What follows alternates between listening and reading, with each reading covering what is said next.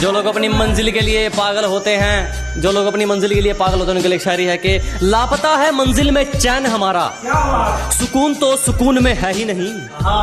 अजी लापता है मंजिल में चैन हमारा, सुकून तो सुकून में है ही नहीं। और मौके तो बहुत मिले जनाब मशहूर होने के, पर क्या करें गुलामी तो खून में है ही नहीं।